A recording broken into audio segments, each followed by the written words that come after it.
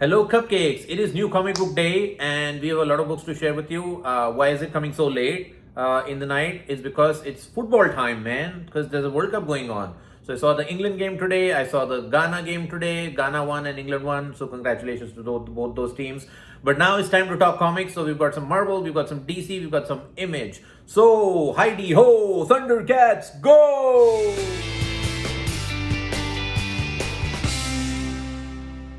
Alright guys, let's start with the big one this week. This is Absolute Batman issue 21. This is by Nick Dragotta, who's doing the artwork, and then there's Scott Snyder on the writing, and then Frank Martin on the artwork.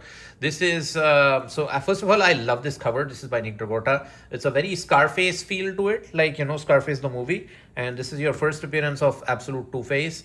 There are a lot of first things in this, like it's the first time that Absolute Batman confronts Absolute Joker. So you've got a lot of things going on here. And I like this whole comment like dead or alive, you're coming with me. That sounds Robocop, but he's not Robocop, but anyway. So what is happening with this book? There are a lot of plot threads that are being tackled. So the first and foremost is from the last issue. We see that all these Absolute Robins, basically who are working for a military kind of unit led by Deathstroke, are confronting Batman, right? And two of them have like mechs, two of them have like bikes, and they all have like these reinforced suits and stuff with like lances and swords for weapons. So it's an all-out war between them and Batman. And this is the Strawman part 3. So you have, that's basically Scarecrow, who was featured heavily in part 1 and 2.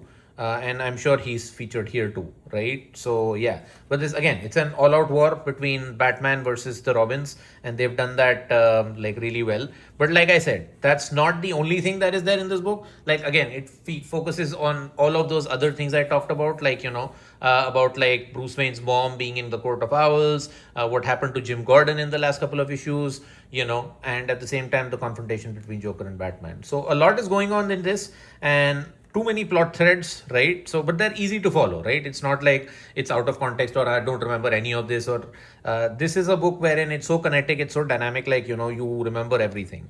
So yeah, so Batman versus giant mechs, man. So look, the giant mech punches and he goes into a building, and then, he comes back on the other side. So yeah, the like I said, one of the best books out there, right? What's not to like? I'm sure whenever this drops into like a collected edition, like an omnibus or something, it would make an amazing and awesome read, right? But for now, guys, this is Absolute Batman issue number 21. Go check it out. Okay, next we have Absolute Green Arrow. This is by Ponchak Pichachot, Rafael Albuquerque doing on the art, and this is basically your Dinah Lance told through the eyes of Dinah Lance. And I understand why they have to do that, because what happens is basically Oliver Queen is dead, and then there's this other Green Arrow who's taken his place now, and he's murdering billionaires left, right, and center, right? So this guy, so now we don't know who the identity of this new mercenary Green Arrow is, and you've got Dinah Lance in here, who's basically, she's a beat cop. She was a beat cop. She's also an MMA fighter, and then now she's the story is being told through her eyes, and she was hired to protect one of these billionaires as a bodyguard. But then Absolute Green Arrow shows up, and then he anyway kills his target, right? And now she's left again to ponder amongst her thoughts and all. But I knew that, I want to see more of until his identity is really revealed, like the new Green Arrows. I'm sure that they'll play with Dinah Lance a bit, right? Dinah Lance and her point of view. And at the same time, they have like all these Instagram things going on, right? Like these stories on like all these billionaires, and what are they doing? What were their acts were like, all these heinous acts they committed, and why they deserve like the death that they do. So again, it's only on issue 2. So far, I'm digging it. I'm loving it. The characters are good. The action is dynamic. Rafael Albuquerque is killing it on the artwork. So I'll continue with this. But this is Absolute Green Arrow issue number 2, guys, for you. Okay, so next we have Lobo by Scotty Young and Jorge Corona. This is a Mike Del Mundo cover. So I want to talk a little bit about the cover. The cover is so awesome. Like you've got like these two dolphins and him doing like his Lobo doing his like Jean-Claude Van Damme act, and he's like kicking in like the split kick, and then there's like he's shooting his gun, so all the bullets are like falling down. So what an amazing concept, right? So I just had to have this cover. So yeah, I'm very happy with the cover buys for this week, because there's the next one is even a bigger banger. But what this is in the first 3 issues, we saw that Lobo is taking on like a Netflix kind of a corporation. This one is issue 4. This one is where he's fighting like Supergirl. Why? Because there's a movie coming, if you didn't know, which features like, Supergirl. Is it there here? Yeah, it's there here. So this movie, so yeah. So I guess that's the reason why they put Supergirl in this. Like, it makes sense, right? But I hope logically from the story perspective also it makes sense. I'm curious to check it out, right? What works for this book is like the dynamic Hore Corona artwork, which is kinetic. It's sublime. It fuses the comedy bits along with the the action, right? So yeah, so really well done. And yeah, and at the same time the dialogue of Scotty Young is very on point. It's not crass, but it is definitely humorous. So it's got that fun aspect to it. And I'm really curious to check out like how Supergirl fits into all of this, right? So yeah, so again, I don't know the story. I haven't read any of the solicitations for this, but look at this panel, man. Look at this panel. So it's like a pipe going down, something happening. And that is where Jorge Corona shines, man, because the art is so detailed that it just hooks you in. So yeah, so I'm still loving Lobo. Right, this is on issue number 4. I think this is my second favorite next level book. What is my first favorite next level book? That is the next book basically out there, and that is Deathstroke, the Terminator, issue number 4. So this is Tony Fleeces and Carmine Giandomenico doing this, and this is a Mark Spears cover. So again, this is my cover of the week. This is my favorite cover that dropped this week. I really love it. Again, Deathstroke in his super kinetic dynamic pose. I don't know if that's raining blood or what it is, but it's so metal. It is like a Slayer song. It's like a Megadeth song. So yeah, I totally dig it. So what's happening in Deathstroke is, Deathstroke has lost everything. His weapons, his armaments, his all his like hidden hideouts, etc. Everything's gone. And who did it? We don't know yet, right? So, and there's like a bounty on him. So every assassin out there is gunning for him. Right, in the last issue, he fights like Deadshot, and Deathstroke fights Deadshot and Deathblow, who are after his life because there's a bounty on him. And then finally, he comes. In the end, he defeats both of them, and they give him like an idea of like who it was who gave them the contract for his head, right? And this continues on from there. I guess because I see this as the main cover. So I see Rose, who's basically Deathstroke's daughter, also Ravager, Rose Wilson, right? So she's featured here. So like I said, so it continues on from there. So you've got Slade Wilson, you've got your Deadshot and Deathblow, and they tell him like, who was the one who paid for the contract. And then, wow, look at this panel, man. Out comes Ravager, causing all sorts of like action. So look at that split kicks. There's a lot of split kicks going on today. Like Lobo is doing a split kick now, Rose Wilson is doing a split kick, but this panel is amazing, right? So this is his daughter, so I'm sure like she plays a big part here. And the storyline is called Parental Guidance. So I'm sure like she fits into the story. But again, this is Tony Fleece at his best. Like, he understands the character of Deathstroke. He's doing a phenomenal job with the storytelling and the writing. And yeah, and I'm enjoying like this. This is the heck out of this book. So yeah, one of my favorite titles out there. Please go check it out, guys. This is Deathstroke issue number 4. Okay, let's jump on to Marvel. From Marvel, we have the big one from Marvel is Spider-Man Long Way Home. Why? Because another movie is coming in. It's called Spider-Man Brand New Day, right? Which features Spider-Man and the Hulk and Punisher. So this is a book by Jonathan Hickman and Andy Kubert, who are basically phenomenal most of the time, not all of the time. But Kubert all of the time, Hickman some of the time, right? So they're doing this. So I was like, okay, I'll give it a shot. Let's pick this up and see where it goes. So yeah, it's again, they're bringing all these 3 characters together. So you got a Frank Castle, seems to me like he's on a mission or something, in a jungle somewhere. And then at the same time, I guess like Punisher and Hulk so Spider-Man and Hulk are dropped probably into this mix, right? So yeah. So again, no idea what this is. Curious to check it out. It's the first issue. I think it's a mini series. It's not like a maxi series or anything, But yeah, with the Spider-Man movie, I'm feeling a little bit Spider-Man-y, so I need more Spider-Man content in my life. That's the reason why I bought it. This is Spider-Man Long Way Home, issue number 1. Okay, then we've got The Punisher, issue number 5. This is by Ben Percy, and the art is by Jose Luis Suarez, who's an incredible artist, like, on this book. So this is Frank Castle is back now, and he's fighting one of his biggest bad guys, that is Jigsaw. So this is a whole issue of like Jigsaw versus the Punisher, and it is bloody, it is brutal, it is all sorts of gore, and a murder out there. So yeah, it's a big one-on-one between a showdown between the two. Frank Castle and Jigsaw. Jigsaw has taken down all these mobsters in New York, like Tombstone, etc. And then Frank Castle was under like mind control, but now he's free of it. So he's raw. He's like completely, unabashed. And then yeah, he's taking out Jigsaw. That's what the whole book is about, right? So yeah, so it's one-on-one, and seems like he murders him, or at least he injures him like really bad. So yeah, curious to find this out. Check this out. I like this book. Like all these 5 issues for Punisher by Ben Percy have been really good. So I recommend this. So yeah, let's see where this goes. But this is issue Punisher 5 for you guys.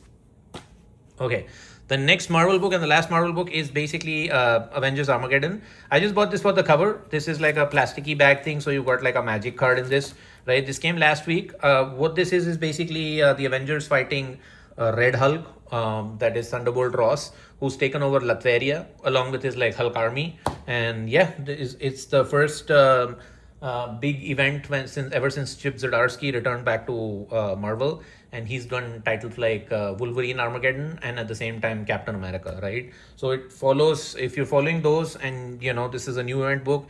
It's issue 1. It came last week. I just bought it for the Jenny Frison cover because I love Jenny Frison. I have like 40-50 of Jenny Frison's cover at this point. I need to get it signed from her. But yeah, this is Avengers Armageddon, guys. Okay, let's jump on to the indies. We've got some couple of good ones and couple of like okay ones. This is Odin issue 2. So Odin issue 2, this is by Marguerite Bennett and James Tynion IV, and art is by Letizia Cadonici, right? So the art is fine. Like I'm okay with the art. The problem with this book is like the first book, it's got a good concept and a premise. So it's about like these Nazi supremacists who are basically they go to like this whole mountain in Norway, somewhere in the back, somewhere in the wilderness, and then they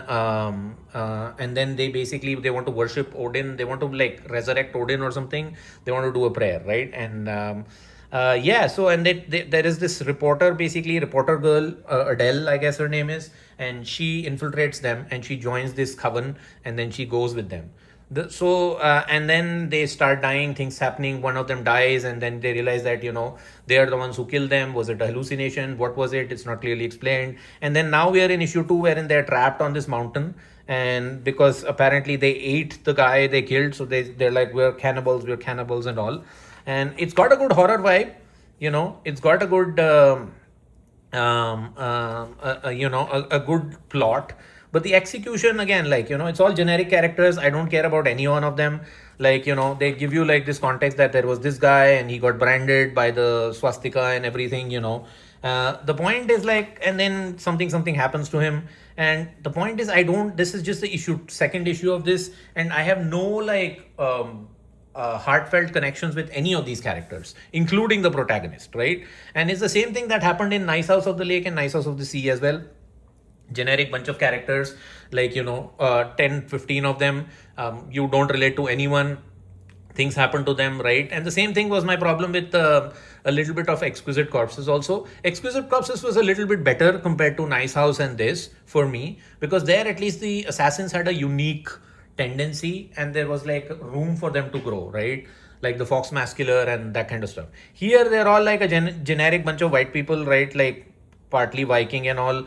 They've got like separate things, like this guy is like a dude with like long beard and stuff, and there is this other guy with like his glasses and all, like red glasses and all. So you can make out who's who, but I don't care about any of them, right? And then at the same time, like, they're trapped in this blizzard, and the reporter lady wants to get away, and she's like, I don't care about my story, I just want to escape, but I am in this blizzard, I can't make it by myself, so I'll stick with this group, I guess. So not a very compelling protagonist, not a very compelling story. Like, the plot is right, like, they want to go to this place and resurrect Odin, that part of me works, but nothing else is working for me. So I might drop this, so because again, I like the cover and the design and everything, the artwork is fine, but the story is just not like, I'm not vibing completely with the story. I loved World Tree, like, but then it got confusing after like issue 6. So again, too many characters, man. I would say that Tiny Onion should focus on compressed storytelling, and and give characters room to breathe, like before you like drop like them like just right into the dead center of it and then start killing them off, and people don't care about anything. Anyway, guys, I've rambled enough about Odin, but that's Odin issue 2 for you. We have Invincible Universe Battle Beast, and this book is a banger. This is Ryan Ottley doing the cover, and this is Robert Kirkman on the artwork. So yeah, this is Battle Beast has now defeated Juggernaut and Colossus on this planet. And in the last issue, we saw that Conquest comes in, Conquest from the Viltrumite Empire. And now, of course, that they at first they like, okay, why don't you join us for like dinner and stuff? And, they go on dinner. And then obviously, like everything with Battle Beast, he says something like, I'm here to conquer you. And Battle Beast is like, oh, are you really here to conquer me? Nobody can conquer me. I'm unconquerable. Then he's like, I am from the Viltrumite Empire, so nothing you do or say to me can impact me. We are the best in the galaxy. And then obviously they fight, right? That's where this is building up to. But the execution is so perfect, right? Like the dialogue is like when he taunts him and he taunts him back, like, it's fire. It is dynamic, like, and the fisticuffs, before the fisticuffs begin, that whole setup, it's like a WWE match, right? Between Raw and like Roman Reigns and Cody Rhodes, they will talk to each other and, intimidate each other. And then finally you get the action scenes. That is how this feels. And this is amazing. I am loving this, guys. Like, not much to say because again, there's not too much dialogue in it. Like, it's basically a lot of fights going on. But again, total recommendation from me. Like, Ryan Ottley's art is to die for, and I'm loving it. And that's my review of Invincible Universe Battle Beast issue 10. Okay, next we have G.I. Joe issue 23. This is Joshua Williamson and Andrea Molina on the art. So this focuses on more on the character of Risk. So the G.I. Joe team and the Cobra team are dispatched to this location where they have to find like Energon, and they are confronted by this guy, right? And he's like a magic guy, magic character. So he gives them like, traps them into hallucination and whatnot. And he is, so he basically makes this character Risk relive his memories, like his dark past and all, and you get a lot of backstory of Risk, which is cool. And at the same time, you've got Baroness, who's also trapped in, and she has to work with Destro for the first time. Like, they meet each other, like, and Destro is like, okay, to escape out of this place where we're trapped now by this magician person, we probably need to work together. So it's the first time Baroness, who's part of G.I. Joe team in this version, is teaming up with Destro. And who knows where it goes. I mean, they got to make Baroness bad, right? They got to make Baroness bad. But yeah, that's the premise of the issue. Again, Joshua, this is more like the book is turned into a little bit of a horror book because Joshua Williamson does horror the best. He's written a lot of horror books like Nailbiter, etc. before. So yeah, that's completely under his alley. So it doesn't feel like, tonally that it's shifted or anything. So it still works for me. Like, we are on issue 23 of this. Oh my God. And that's amazing. And this is a Ben Olivier Baroness cover. So this is G.I. Joe issue 23 for you guys. Okay, next one we've got like a Walt comic and a Titan comic. So the Walt comic is called Excommunicated issue 2. So this is by Jeremy Robinson and the art is by Tiago Palma. So this one is about a nurse, a nun, who is basically, she's removed from her order because she botched an exorcism, right? And then there is a demon who was part of that exorcism, who's like banished from hell. So there's a banished nun and a banished demon, right? And obviously they team up, and this nurse is like staying at a place now where she gets attacked by this robber right? And this assailant, we don't know who sent them and what their motivation is, but the demon pops up, and he says like, you need to partner with me, you need to let me possess you, and I can take care of this guy, and you don't have a choice otherwise. So he possesses her, and she turns into demon, and she takes care of business, because that's what demons do. And then it turns out that that the demon is like, now he's like, okay, we have to figure out why that exorcism was botched and why those people died, because I've been banished from hell and you've been banished from your order. So let's team up and figure out together, right? So I think that's what the whole vibe of the book is. I don't want to show too much of the panels because the panels are great. Like this panel is amazing, right? So she just bursts out of her skin. So now they merge together, and she's like a hell demon and part nun. And then she can like morph her skin into like these bladed weapons and all, and she rips off like the dude's frontal face, like chin and the jaw. So that's amazing. So this is brutal. The action is killer. It's dynamic. Like I'm loving Excommunicated issue 2. Like issue 1 was banger, issue 2 is also a banger, and there is a plot twist at the end that was like, that leaves you leaving for loving for more, right? So you want to read more of it. So yeah, this is Excommunicated issue number 2 for you guys.